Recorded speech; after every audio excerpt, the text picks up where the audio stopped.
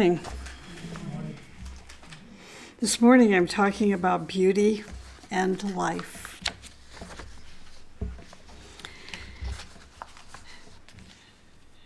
Jalaluddin Rumi said, the only lasting beauty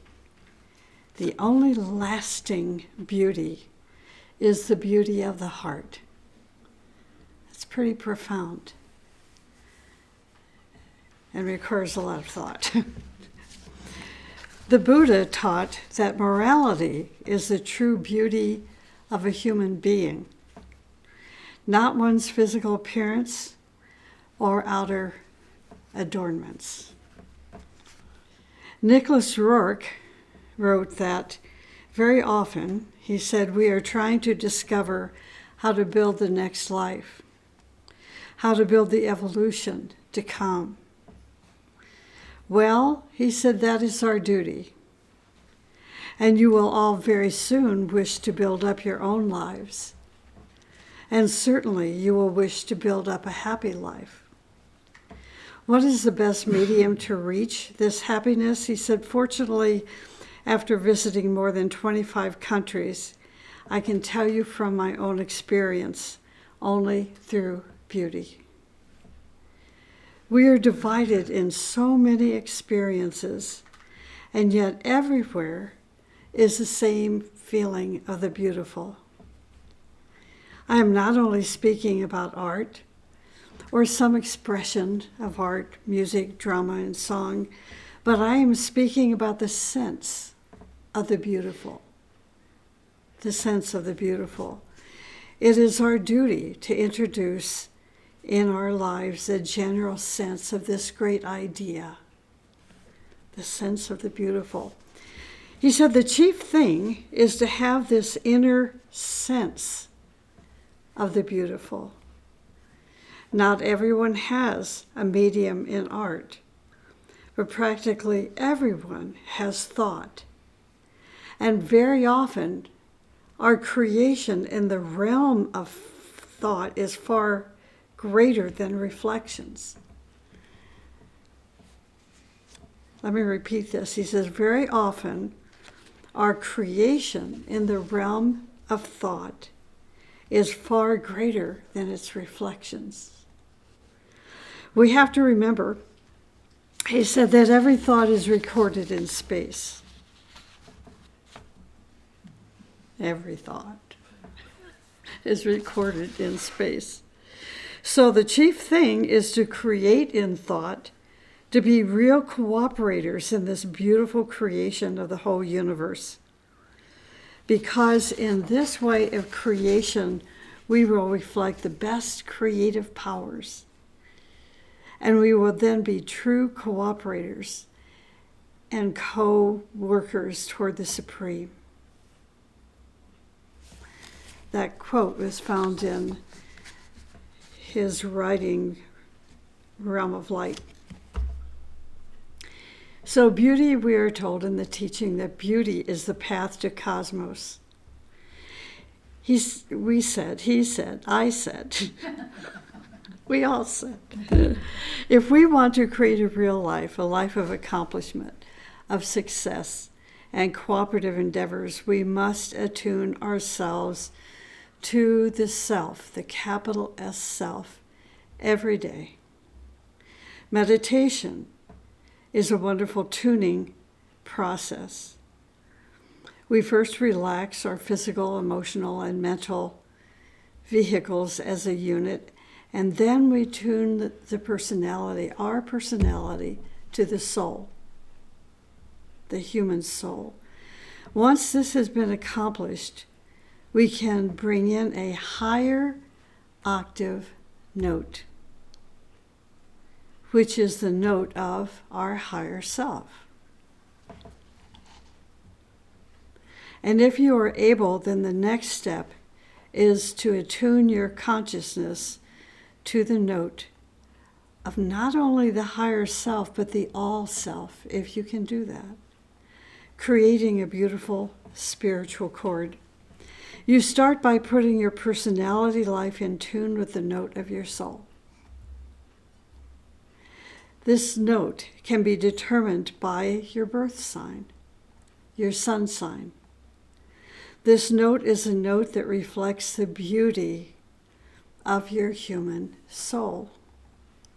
All that you do, all that you create will be a reflection of that note of beauty.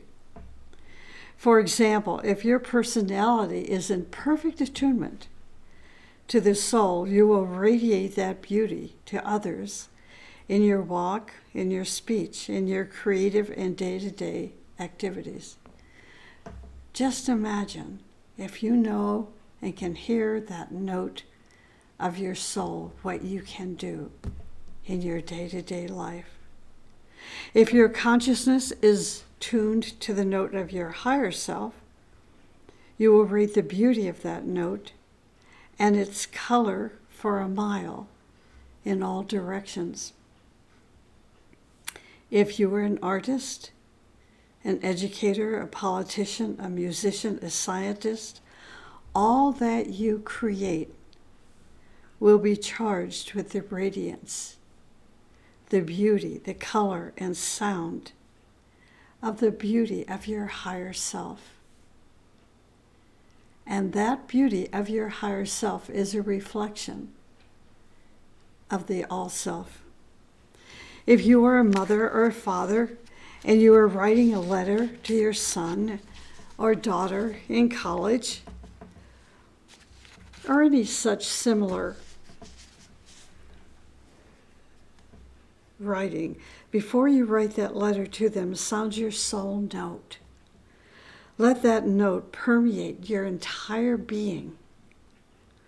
Make the note of your soul charge every atom in your being by sounding the Om to the pitch of your soul note, sounding the O to the count of 8 and M to the count of 8. Then pick up your pencil and write your letter. When your child receives your letter, they will be so inspired, and if they are in need of healing, they will be charged with healing energy. This is beauty. This is the life. Let's say, for example, that you are an Aquarian. The note of your personality in this life is A sharp. If your rising sign is Aquarius, the note of your soul will be the same. If you are a Leo, the note of your personality is E. If you don't have access to a piano, then go to your local music store or one that sells pianos and record the sound of your note on the iPhone. Or buy a tuning fork.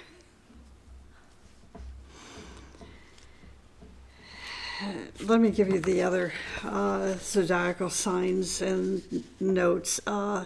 We start with Aries. Aries, the soul note of Aries is C.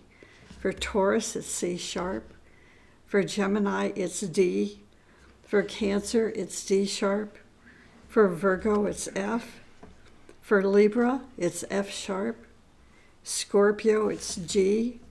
For Sag, it's G sharp. Capricorn is A, and Pisces is the note B. As your consciousness advances, so does your beauty. As your beauty increases, your life becomes more vital and more purposeful. You can listen to music that has a keynote of your human soul or your higher self.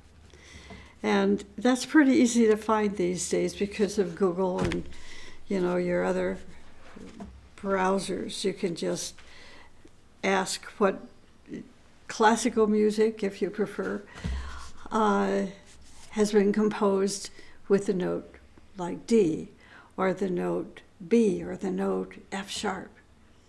You'll get your answer, you get your music, and you listen to it. When we read the poetry of great masters, for example, Tagore, we can see the beauty of God reflected in his writings and his poetry. About beauty, Tagore wrote this. He said, beauty is in the ideal of perfect harmony. See what that means now? The ideal of perfect harmony, which is in the universal being, the all-self. He said, beauty is truth's smile when she beholds her own face in a perfect mirror. He said, gross utility kills beauty. We now have all over the world huge production of things. Now he's explaining gross utility. We now have all over the world huge productions of things, huge organizations, huge administrations of empire, all obstructing the path of life. He said civilization is waiting for a great consummation, for an expression of its soul in beauty. This must be your contribution to the world. This is so beautiful to really think about. You know, in our own lives, our family life, our group life, in our community, gross utility, he says, kills beauty. And the way I see this is, it's like structures based on cement that cannot move, that is not flexible, that is derived from the people's opinions and prejudices and self-centeredness and selfishness from the concrete mind. And see, this is the way this organization is supposed to be. This is how this country is supposed to be. This is how I'm going to position myself in this environment of power, and this is the way it's going to be. What happens then, and this is unfortunately the expression of so many people in the world today, is that they have created like a Faraday cage around themselves. Nothing can come into their aura. See, no intuition will be recorded. It'll bounce off.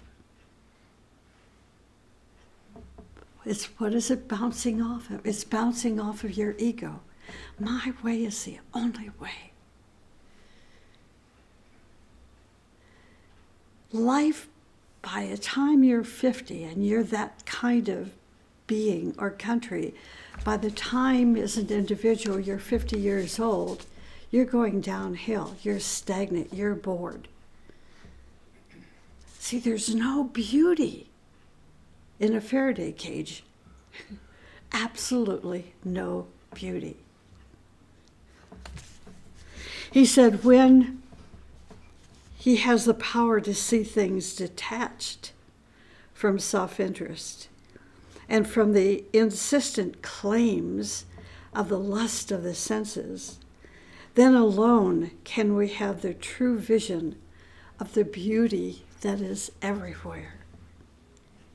Then only can he see that which is unpleasant to us is not necessarily unbeautiful, but has its beauty in truth. It is like, it never ceases to amaze me when someone sees a piece of artwork painted by Nicholas Rourke, and they look at that art not through the eyes of beauty or the lens of beauty, but through bias and prejudice and concreteness. That, well, you know, I really don't like that color. And why is that over here instead of over there? And why does he just paint mountains? I don't get it. See, this is how we think.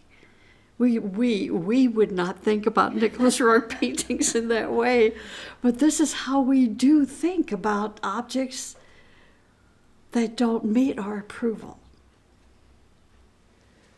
We fail to see the beauty in that which we disapprove of.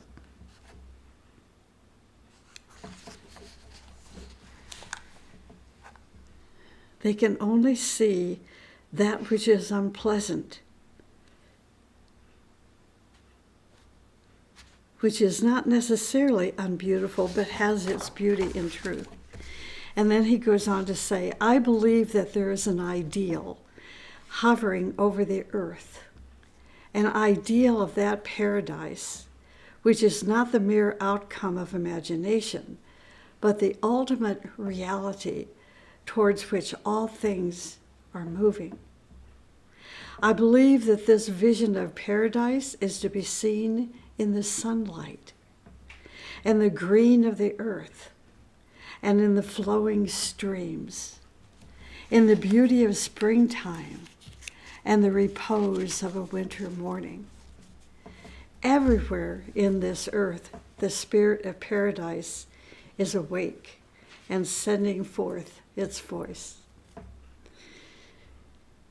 It is no wonder that Tagore was a good friend of Nicholas and Helena Rourke. They thought so much alike. In Tagore's writings, we are inspired by the essence of his true self. In that inspiration, our divine spark becomes charged with the energy of Tagore's song, for it too wants to sing the song of self, the beauty of the infinite. Holy ones tell us that when God sings, all comes into existence. All comes into existence as manifestations of his song. I've got to read this because it's so beautiful. Holy ones tell us that when God sings, all comes into existence as manifestations of his song. This is beauty. Beauty is the outward form of God's purpose. So can we reevaluate our thoughts, our manifestations, the way we live our life, and say, am I a reflection of the song of God? Am I a reflection? Are my thoughts, my actions, my communication, my relationships, am I mirroring that song of the self? Can we do this? Beauty is the outward form of God's purpose. As our soul adapts itself to the beauty of God, it becomes a form of beauty. As our soul, our inner life, adapts itself to the beauty of God, it becomes a form of beauty. The form then recreates itself in all the tapestry of our creative endeavors. Ralph Waldo Emerson wrote, "Never lose an opportunity of seeing anything that is beautiful, for beauty is God's handwriting." Beauty expands our consciousness and causes us to move up the ladder of evolution, which is Jacob's ladder. As we establish communication with the source of beauty, the beauty of our soul is released. So this is why we go to concerts, not stupid comedic concerts, but concerts, symphony orchestras that are well developed, who have beautiful musicians, and they are playing the music of God. These master composers. Or you go to a museum like the Rourke Museum in New York City, And you walk into that museum, and it's like your soul comes alive. And all of a sudden it becomes awake, and you become bathed in the energy of his paintings. The energy that is just permeating the whole of the building of the museum. And it is about energy. Beauty is about energy, just like the teaching is about energy.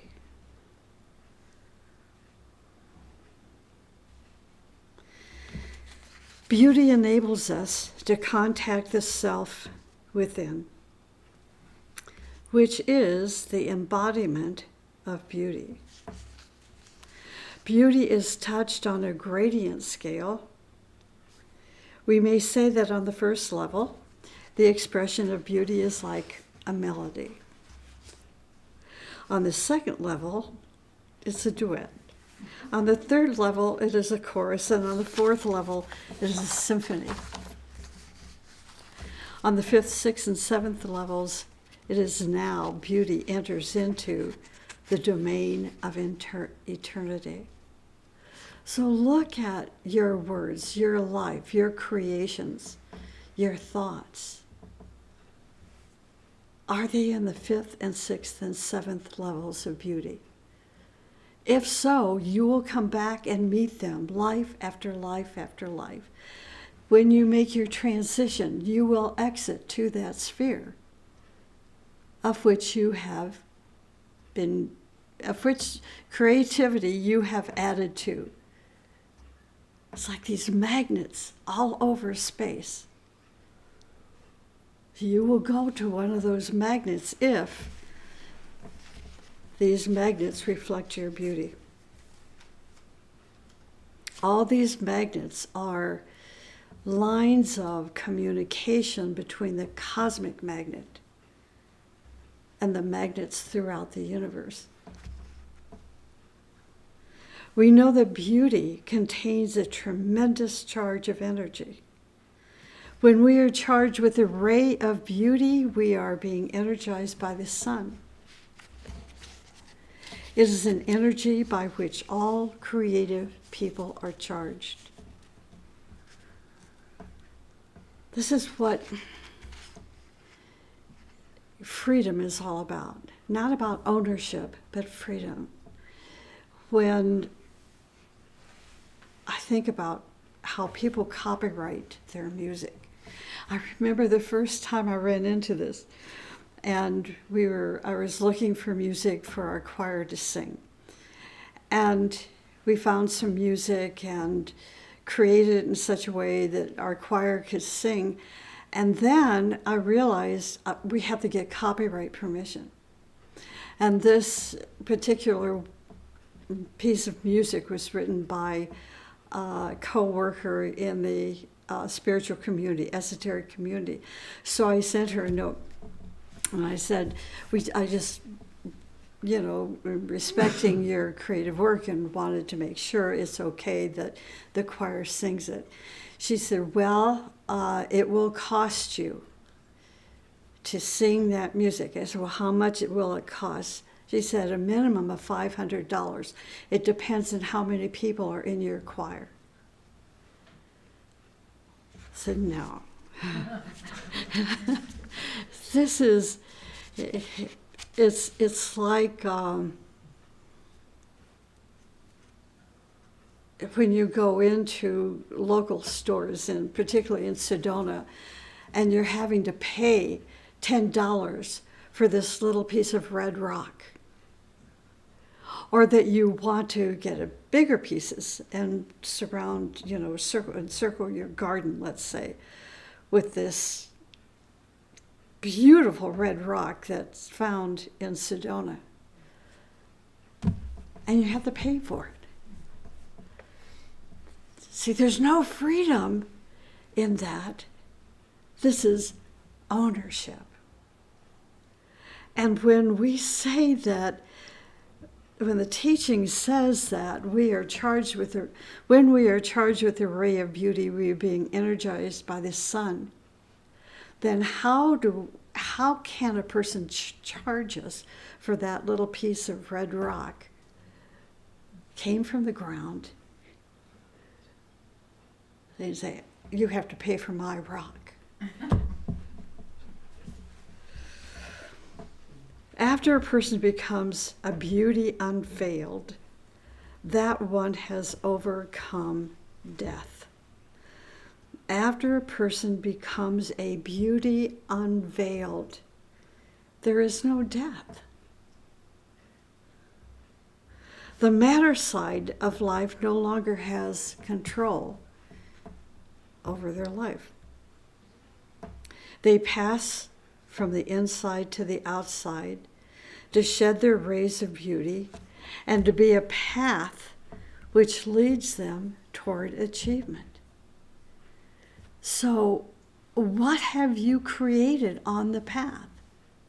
We know that Helena Rourke, her achievement on that path was so great, she achieved the status of a Tara, which is equal to the status of a master.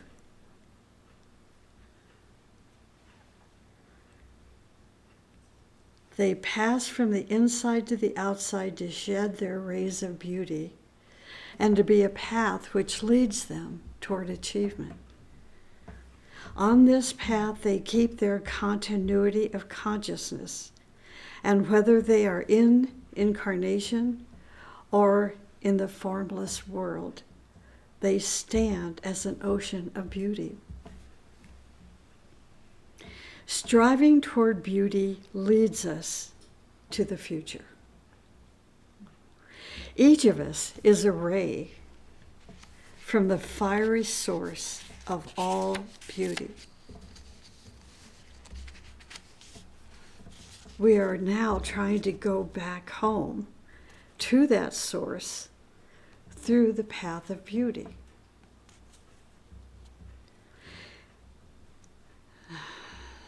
Nicholas Rourke said, the former days, perhaps the 15th century in Russia, there has come down to us a legend in which Christ is proclaimed as the highest guardian of beauty. According to this legend, when Christ was ascending to heaven, some troubadours approached him and asked, Lord Christ, whom are you leaving us? How can we exist without you? And Christ answered, my children, I shall give you the golden mountains and silvery rivers and beautiful gardens, and you will be nourished and happy. But then St. John approached Christ and said, O Lord, give them not golden mountains and silver rivers. They do not know how to guard them. And someone rich and powerful will attack them, the little red rocks from Sedona, and take away the golden mountains. Now we have to pay to climb a mountain. Give them only your name. St. John said, give them only your name and your beautiful songs, and give the command that all those who appreciate the songs and who care for and guard the singers shall have the open gates to paradise. And Christ replied, yes, I shall give them not golden mountains, but my songs, and all who appreciate them shall find the open gates to paradise. He didn't say when you die you can be buried in that part of the cemetery. Herein, writes Nicholas Rourke, you have the essential and vital combination of religion and beauty, and you see that the highest symbol of religion becomes the highest garden of beauty. And that is from his book, Adamant.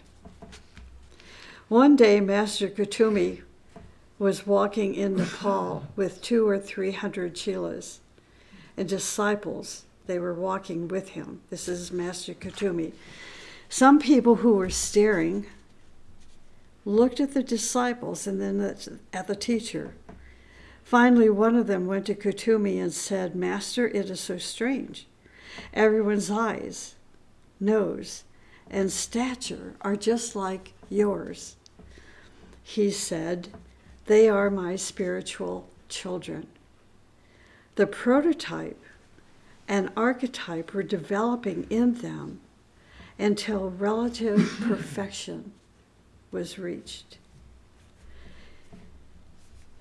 In perfection, we will look like the archetype. Our eyes will be the master's eyes. Our cheeks will be the master's cheeks. We will be so beautiful.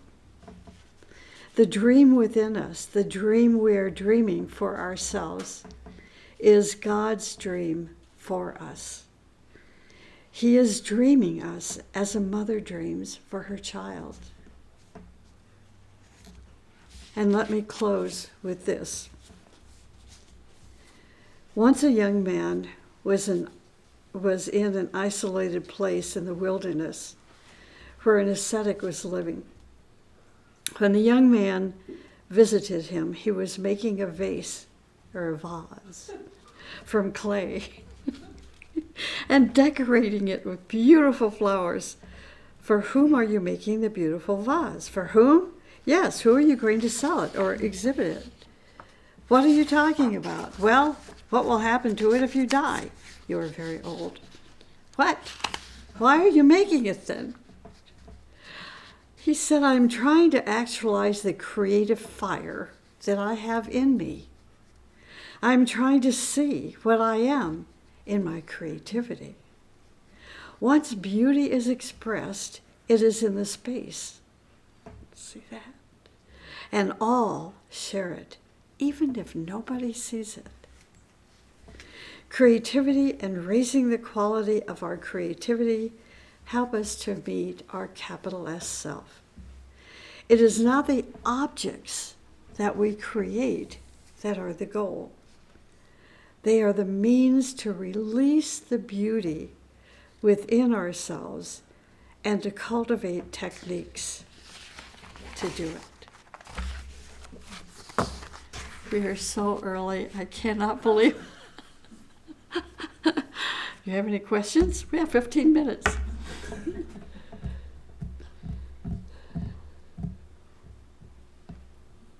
Just think about a time in your life, or all those moments in your life where you have been creative. Not necessarily as an artist, but a moment where you have actually created something. And the first thing that comes to mind is a child. You've given birth to a child. This is creativity. And then you raise that child. Is that child a reflection of a ray of beauty? Or is that child a reflection of karma? Think about that. I think all children, let's say 99% of children that are born are reflections of the ray of karma. That first few are not necessarily the few like the great ones, that we always talk about and read about in history. But even they have karma, but their karma is not our karma at our level, karma at our level. But think about, I was just thinking like this a couple of days ago, Richard and Joe and I believe Terry planted a deodar tree for Carol's memorial garden service this morning. Are we going to nurture that deodar tree, which is a sacred tree? How are we going to nurture it? How are we going to let it be the reflection of beauty, the reflection of what we are dedicating that tree to, this honored life of Carol Woodard and all that she gave us. So many people in such humility We don't even begin to know what she gave to others because she was a humble woman. And that sacred deodar tree that we are dedicating this morning is a reflection of her life. So that is an element of creation. See, the deodar tree was a little seed. Then it grew up to a 6 foot, I think it's about 6 foot, right? Tree. And in 10 years from now, because deodar trees get very big, it will be a giant tree, shedding the sanctuary, shadowing, protecting the sanctuary. So what have we created as an individual, as a group, as a family, as a community that will protect, and the rays of what it manifested seem to have enhanced the beauty of the environment?